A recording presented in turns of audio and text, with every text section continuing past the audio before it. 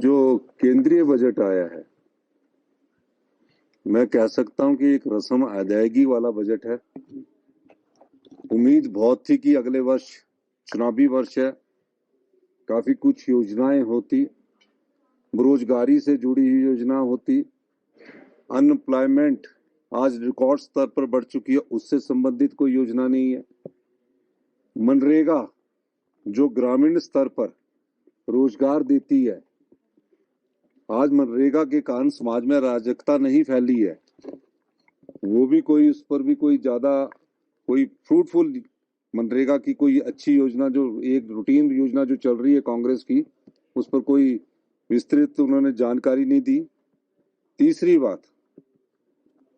हिमाचल को या जो और भी डट राज्य है, पूरे हिंदुस्तान में सभी डट राज्य है, कोई हिमाचल प्रदेश ही नहीं है, पंजाब भी है, दिल्ली भी है, मध्य प्रदेश भी है, सब राज्य डट राज्य। अगर सरकार चाहती तो तकरीबन एक स्पेशल ग्रांट कम से कम हिमाचल के लोगों को देती, क्योंकि हिमाचल के लोगों पर 75,000 करोड़ रुपए का एक कर्ज है, 5,500 करोड़ रुपया पेंशन वालों का एरियर है सिक्स पे कमीशन का, और 4,500 करोड़ जो अधिकारी अभी कर्मचारी यहाँ कार्य करते हैं उनका एरियर है, 920 करोड़ रुपए के करीब हमारे डीए की किस्त है। ये तो वो एरियर है जो हमने देना है, हमारी लाइबिलिटीज है। अगर स्पेशल ग्रांट 10,000 करोड़ की हिमाचल को दी होती, क्योंकि जो पिछले मुख्यमंत्री की मैं प्रोसीडिंग्स देख रहा था, 25 तारीख को, पिछले 25 तारीख को, 25 नवंबर को या उससे पहले वित्त मंत्री से बैठक हुई थी और देश की वित्त मंत्री ने कहा था कि हिमाचल के बारे में हम कुछ सोचेंगे। तब तो जयराम ठाकुर जी की सरकार थी, लेकिन आज भी ये देख के निराशा लगी है कि किसी भी प्रकार का हिमाचल प्रदेश को कोई ज्यादा सहयोग नहीं मिला है। टूरिज्म, हेल्थ एंड हॉर्टिकल्चर में वर यू एक्सपेक्टिंग? नहीं, टूरिज्म और हेल्थ, टूरिज्म तो हमारे अपनी सरकार की प्रायोरिटी है, उनसे तो हम उम्मीद कर ही नहीं सकते, कोई ऐसी योजना आई भी नहीं, और हम उस दृष्टिकोण से आने वाले बजट में उसकी दिशा। बात है, हिमाचल प्रदेश में पेपर लीक हुए, सबऑर्डिनेट सिलेक्शन बोर्ड से जो अभी रिपोर्ट्स हमारे पास प्रीलिमिनरी आई है, उस रिपोर्ट्स के आधार पर कह सकता हूं मैं कि ये पिछले जो 5 साल से ये वारदात चली हुई थी, उसका जो रिपोर्ट्स हमारे पास आई है वो एक रूटीन वर्क था। पेपर लीक किए जाते थे, कुछ लोगों तक पहुंचाए जाते थे और कुछ लोगों को सिलेक्ट कर दिया जाता था। और अब सीबीआई तो भारत सरकार के अंदर है, अब जब उन्होंने छापे मारे तो और सत्य सामने आ रहा है, और जो हमारी विजिलेंस टीम भी इंक्वायरी कर रही है उसमें और भी सत्य सामने आए हैं, और मुझे आजकल में वो रिपोर्ट सबमिट करने वाले हैं। और जो उन्होंने प्रीलिम्स रिपोर्ट हमें सबमिट की थी, मैं कह सकता हूं कि तकरीबन 60% पेपर लीक हुए। देखिए, राज्य का बजट पेश करने से पहले सभी विधायक जो है 68 के 68 विधायक अपने विधानसभा क्षेत्र की ढांचागत योजनाएं, सिंचाई योजनाएं या कोई और योजनाएं उससे संबंधित अपनी बात ये प्लानिंग की मीटिंग में रखते हैं। और मेरा ये मानना है कि जो प्लानिंग की मीटिंग में रखा जाता है उसका दिशा बजट में दिखाई देती है।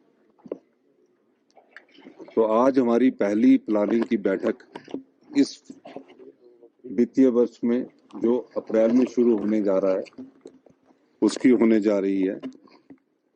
और जो भी विधायकों की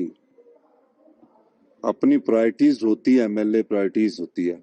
उस पर सरकार आगे कार्य करती है। और मेरा ये भी मानना है कि आने वाले समय में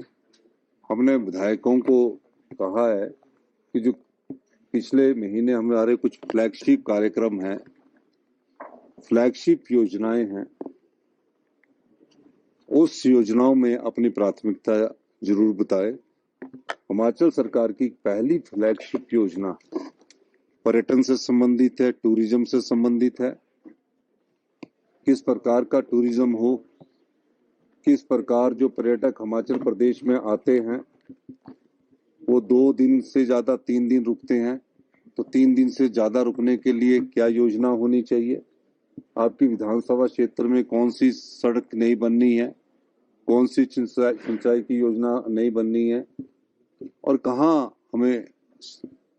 स्ट्रक्चरल मजबूत करना है, इंस्टीट्यूशंस मजबूत करने हैं, उस दृष्टिकोण से आप बताइए। शिक्षा के क्षेत्र में नई योजना आए, नए सब्जेक्ट्स आए,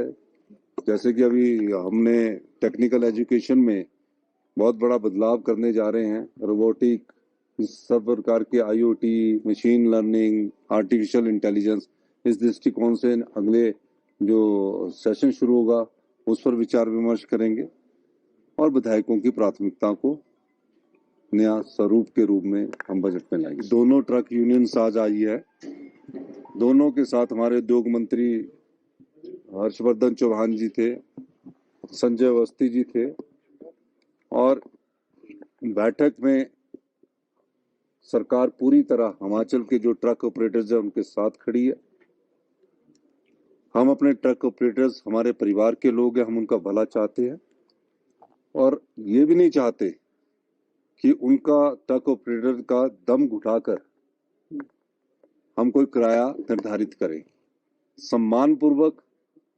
जहां बातचीत होगी हम उसके लिए तैयार है,